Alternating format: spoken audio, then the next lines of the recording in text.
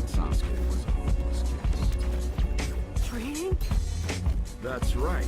You are now officially my apprentice. Wake up to reality. Nothing ever goes. I know it was maintenance for the summoning. And here we have what is predicted probably to be one of the best but biggest bait banners ever for the game to drop.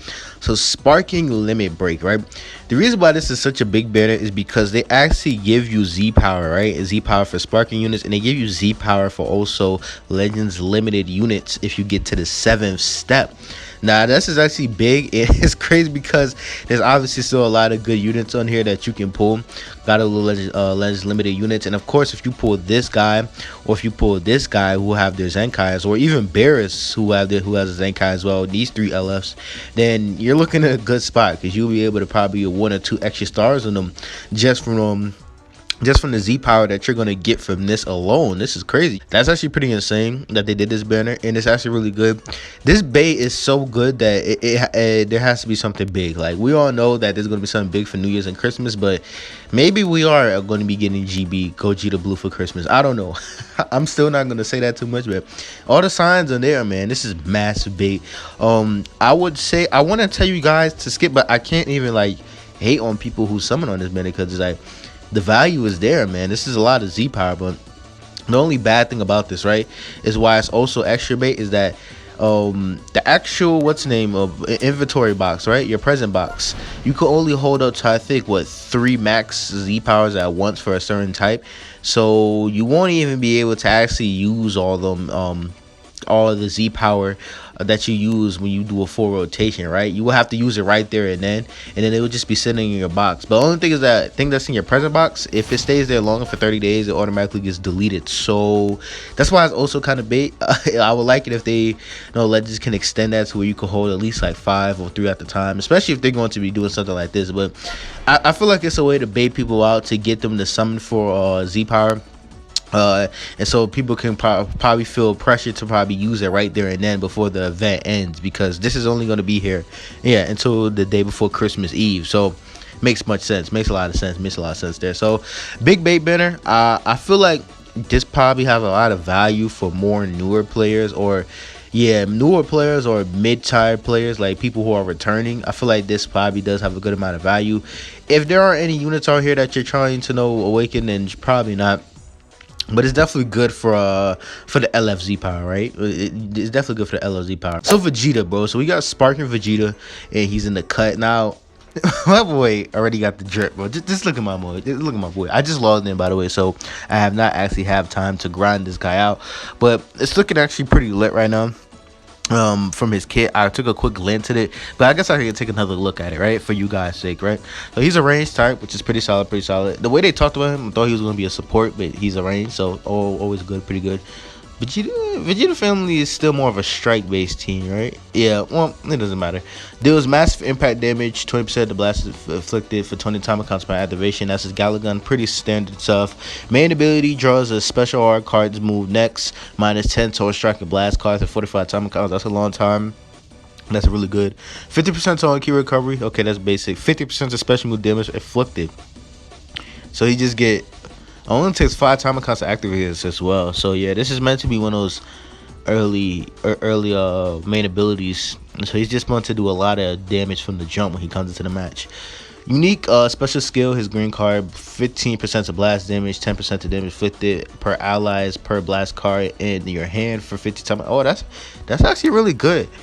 So for each blast card he has in his hand, when he pops his green, he gets 10% damage inflicted to allies, and that also applies to himself because he's a Vegeta family, right? That's good. That's a really good passer. I mean, not a good passer. That's a really good green card. I like that green card. That's really solid. So Z ability of Vegeta family max base health. We already knew that. Let's see. So unique ability applies a fallen effects itself when this character enters the battlefield. Restore ki by 20, 40% of damage inflicted for 20 time accounts. Increase our draw speed by 1 for 15. Pretty solid there.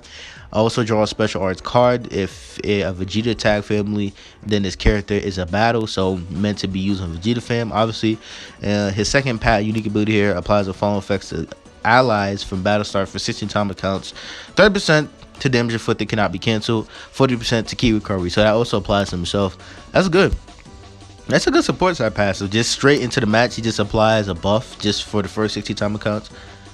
Yeah, like he doesn't even have to be swapped in. He just automatically just gives everybody on the team 60% damage inflicted, and it cannot be canceled, and 40% the kill recovery. Yeah, that's a really good passive. Wow, this guy's actually a good range support unit. This is good. Applies on final effects itself from the battle from 30 time accounts, 40% damage inflicted. Then he has a small 20% damage cut. Wow. Yeah, I'm definitely gonna grind this unit out. He's surprisingly more impressive than I thought he was gonna be. Really, to be honest. But really solid stuff. I think this is one free to play unit. I will have to say, I feel like he's actually worth going for the full 14 star. I feel like he's worth it, bro. He's definitely what Vegeta family needed as well, because their red options aren't really particularly the best right now. Yeah, and Vegeta family it's a team I want to run, but it's just never really been. I don't know. Their units never just stand the test of time. I guess their team is never built to last. I guess so. Wow, that guy's actually good. Right after I'm done recording this video, I'm going to finish guild versus guild content that's going to be coming to the game. Which guild will reign supreme in the multiverse? Your guild will shine to be the strongest guild in the universe of 2020. So they did talk about guild versus guild becoming a big thing in the future, or something that they were at least working on. Will this be an update to guild? Because guilds they're kind of in a weird spot. Like, they're there, but like I constantly forget that they exist, right?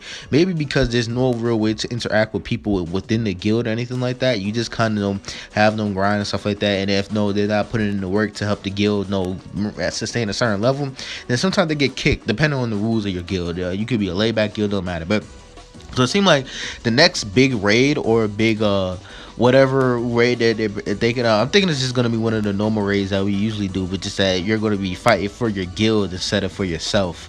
Like every point that you get going up against a guild boss is going to go towards the points that you add to your guild to keep them up in a certain rank. Now all you really get is these titles.